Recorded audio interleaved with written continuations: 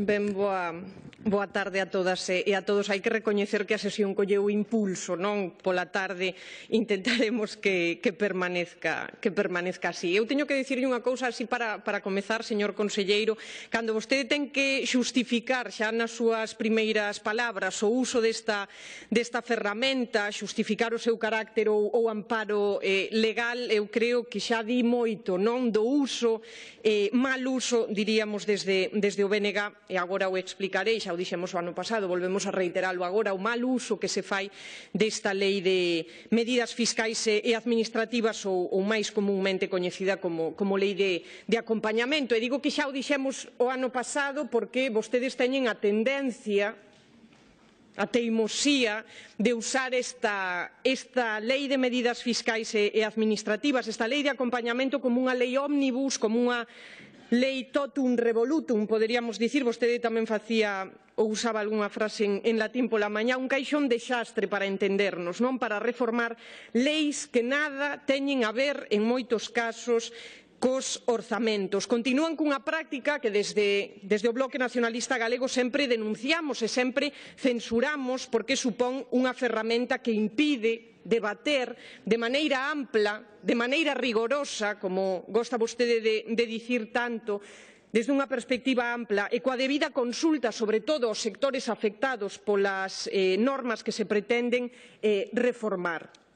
Desta volta diríxense nunha parte importante das reformas que propoñen nesta lei de acompañamento, a lei de prevención de incendios do ano 2007 e tamén a lei de montes veciñais en Mancomún do ano 89, fano despois dunha vaga de lumes como a do pasado 15 de outubro, que o que urxe, ou polo menos así o cremos desde o BNG, é analizar e a debater en profundidade as reformas estruturais e non os parches que precisa o noso país. En materia de política forestal, de prevención de incendios, por suposto, pero tamén de fixación de poboación no rural, de desenvolvemento rural e de aproveitamento multifuncional do monte. E ollo con isto, porque se fan vostedes un barrido do uso que se fai ao longo de toda a parte que se corresponde coas medidas administrativas coas que atinxen esa reforma da Lei de Prevención de Incendios ou de montes veciñais en Mancomún. Vostedes teiman en usar como se fosen sinónimos monte e forestal,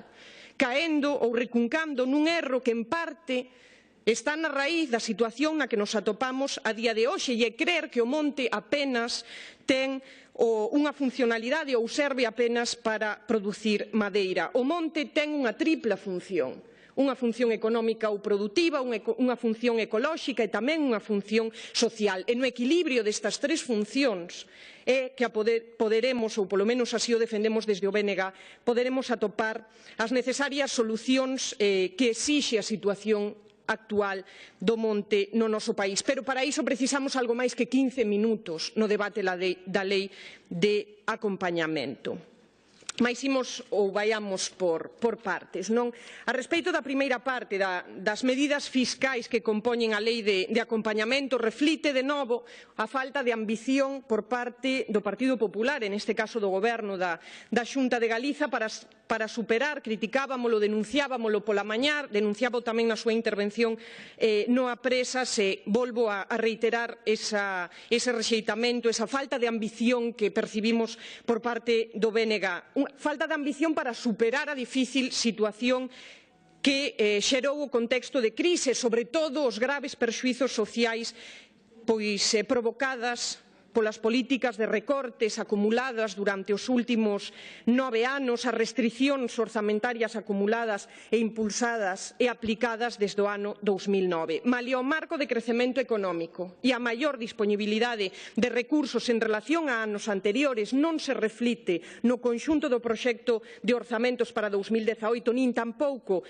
na parte correspondente ás medidas fiscais que compoñen a lei de acompañamento, que agora debatemos unha proposta de desenvolvemento económico económico que blinde e que mellore os servizos públicos. Manteñen, pois, medidas fiscais de carácter regresivo na política impositiva, desaproveitando de novo a oportunidade de adoptar unha outra fiscalidade baseada nos principios de progresividade e equidade co obxectivo de garantir a súa función redistributiva. Insisto que é unha cuestión que xa formulaba a miña compañeira no Apresas con anterioridade. Restaurar realmente o imposto de patrimonio, gravando aqueles superiores a 300.000 euros, excluída a vivenda habitual, aplicar unha maior progresividade aos tramos autonómicos do imposto sobre a renda das persoas físicas, con gravames adicionais para bases impoñíveis superiores aos 60.000 euros e, sobre todo, aquelas rendas que superen os 120.000. Non todos os galegos, señor conselleiro. As grandes rendas e os grandes patrimonios, porque vostede fixo un magnífico exercicio na súa primeira intervención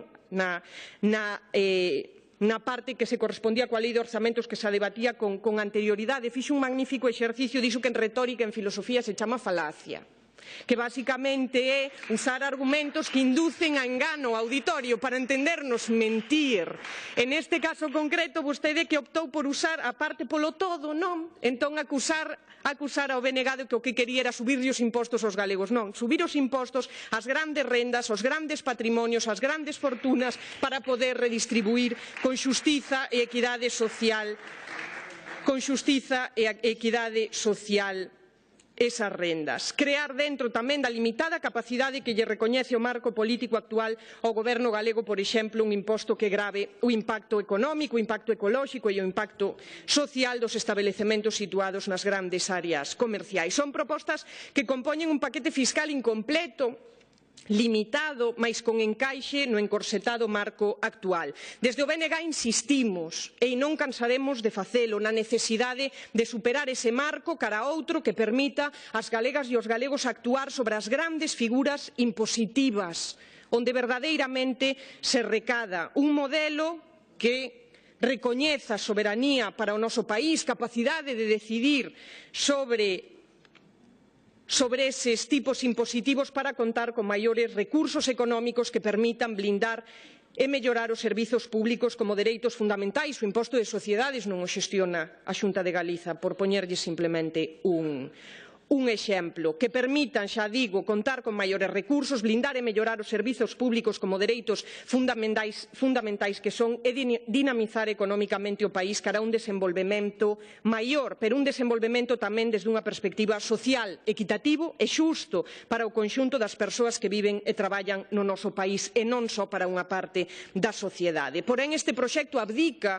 mesmo da mínima posibilidade que o sistema de financiamento permite, negándose a usar as limitadas capacidades normativas para avanzar nunha maior progresividade e equidade, nunha maior e mellor redistribución da riqueza para combater a desigualdade social. Xa nin que dicir cabe que vostedes non teñen, quedounos máis claro se tiñamos algunha dúbida ao longo do día de hoxe, nin a máis mínima intención de mudar a relación política de Galiza co Estado para superar esas limitacións, esas estreiteces, eses corsés que impón o actual marco e que supón a subordinación política do noso país neste ámbito e en moitos outros. Falábase pola mañá de ambición e eu creo que era vostede, ademais, quen se refería a que tiñan ambición o Goberno e vostede como portavoz neste caso do Goberno. Ter ambición supón querer ir máis alá, que dicía Manuel Antonio, e ir máis alá exixe cuestionar o marco institucional e político, ese marco que nos veu dado para intentar contar con maior capacidade de decisión que nos permita mellorar a calidade de vida das persoas que vivimos e traballamos aquí. En relación ás medidas administrativas, volven usar a lei de acompañamento, insisto, como unha ferramenta de goberno opaca, e cada vez deixanolo máis claro porque apuran máis a xustificación para usar este mecanismo e asegurar que ten amparo legal, que eu non llo dubido. Despois falarei a respecto un pouco diso. Non volven usar esta lei de acompañamento como unha ferramenta opaca para reformar numerosas leis en apenas debate nesta Cámara. Quedan 6 minutos, simplemente. E, por suposto, sen diálogo cos sectores afectados polas devanditas reformas. Aquí fartámonos de escoitar como se lanzan de maneira constante e permanente chamamentos ao diálogo, pero á hora da verdade vostedes actúan unilateralmente e, ademais, pola porta de atrás, e véselles cómodas. nesa actitude. Reforman con este mecanismo 20 leis. O pasado ano eran 21. Desta volta son 20 leis. De entre elas, unha dúcia foron impulsadas e aprobadas polo Partido Popular. Algunhas o ano pasado, no 2016, pregoadas daquela bombo e prato como leis de futuro. É o caso da Lei de Solo, aprobada o 1 de febreiro de 2016, parcheada na Lei de Acompañamento de 2017, menos dun ano despois de ser aprobada. Retocárona tamén na Lei de Implantación de Iniciativas Empresariais ou Lei de Depredación e agora de novo pretenden porlle outro parche coa Lei de Acompañamento para 2018. Iso é a antítese do rigor, non? Lexislan vostedes a impulsos, improvisando e van autoemendándose por parroquias.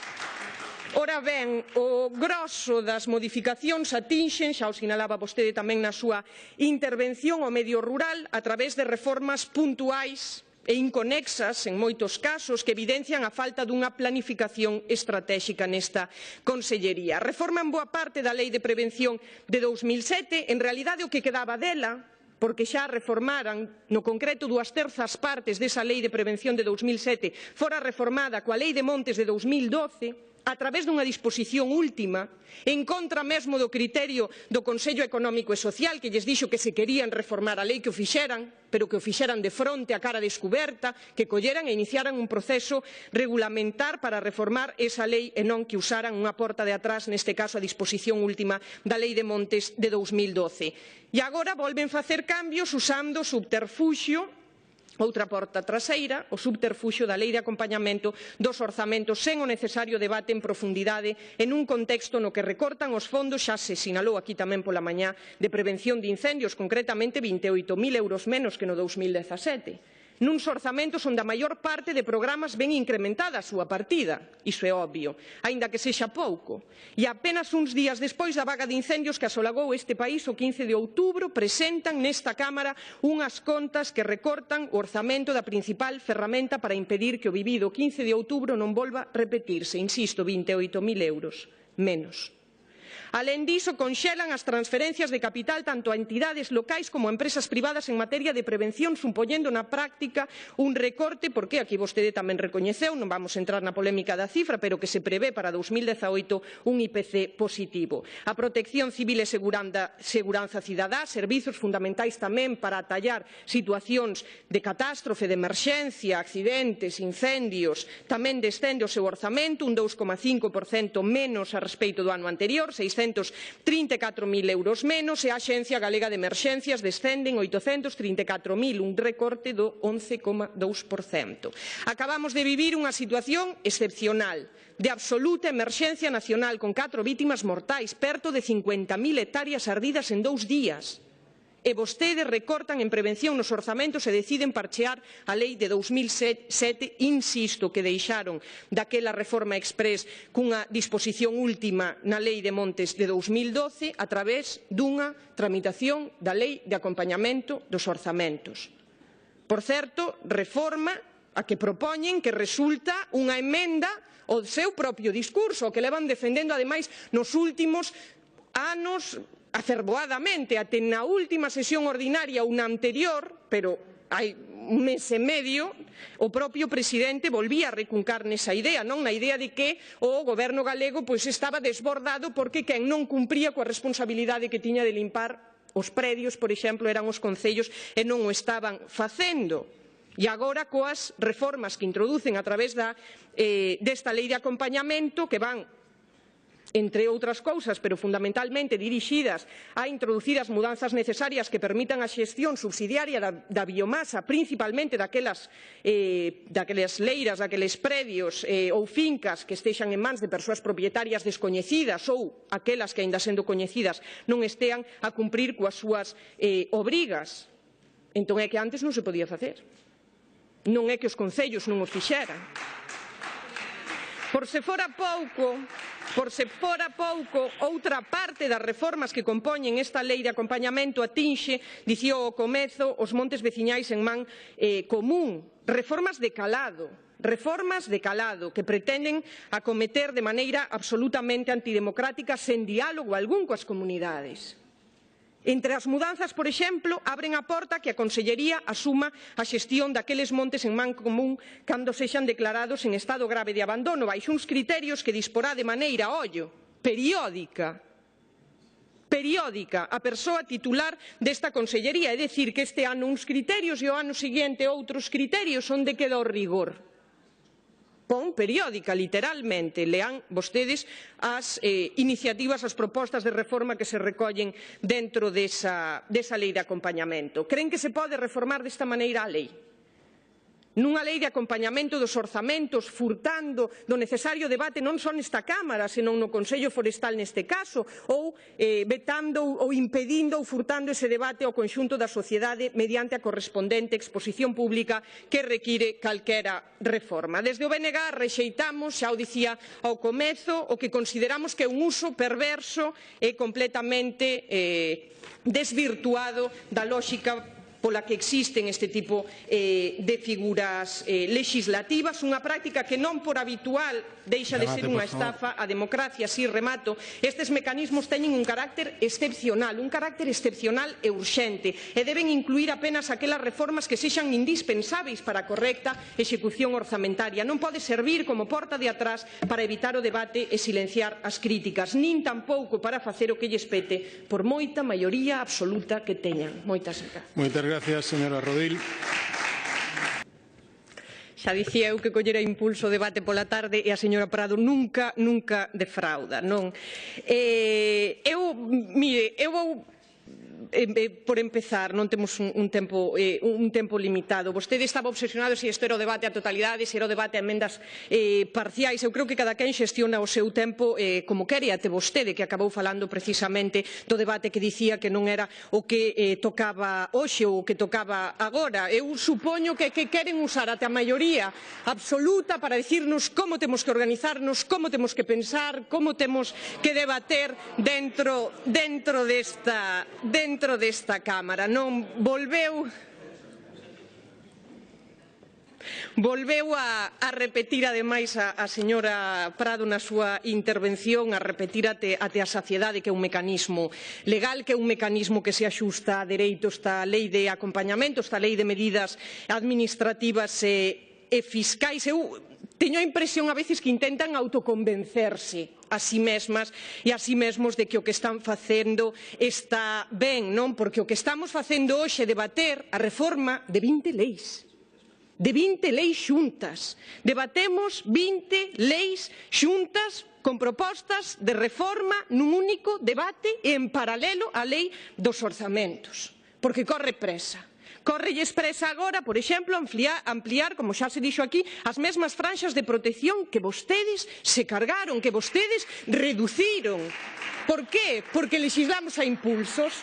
Naquel momento, por puro sectarismo, e habería outros intereses, non o sei, pero centralmente por puro sectarismo, había unhas franxas, había unhas distancias de protección que as fixera un conselleiro nacionalista, que as fixera un conselleiro do Bloque, había que entrar pola porta, había que desfacer con rapidez, como Atila, non deixar nada ao seu paso. E agora, despois dunha catástrofe, aí o impulso, que tamén é ben terrível, porque xa o vivíramos no ano 2006, que o que aconteceu neste país o día 15 non era unha cousa que nos viñera de novo, que xa acontecera no ano 2006, vostedes cargáronse as medidas que se adoptaran daquela para intentar impedir que non pudera volver a acontecer. E agora córrenos presa, a través das emendas parciais do Partido Popular, volver a ampliar esas franxas de protección que, insisto, reduciran vostedes na reforma da Lei de Montes a través dunha disposición última dunha lei distinta no ano 2012.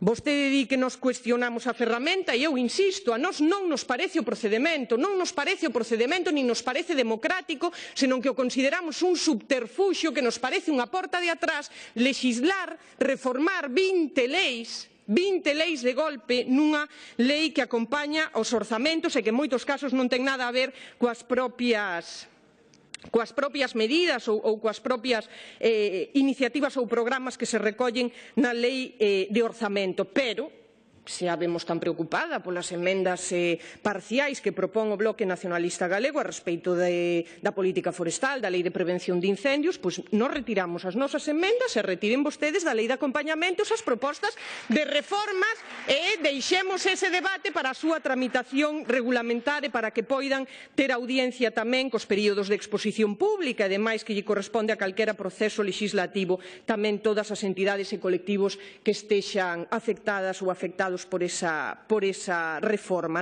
O que nós non imos facer, señora Prado, é quedarnos de brazos cruzadas vendo como fan e desfán o seu antollo. Así que nós non aceptamos nin apoiamos esta forma, pero é que non nos queda máis opción que facerlles fronte independentemente do subterfuxo ou do camiño ou a porta que decidan vostedes usar para reformar a legislación. Sempre imos estar en fronte, sempre, para propoñer unha alternativa de acordo cos principios ideolóxicos da organización política que neste caso eu represento. Sempre nos van ter en fronte. Insistimos, non é esta a maneira de reformar 20 leis, non o é, nin o foi nunca, pero sempre, sempre nos van ter en fronte. Máis nada, gracias.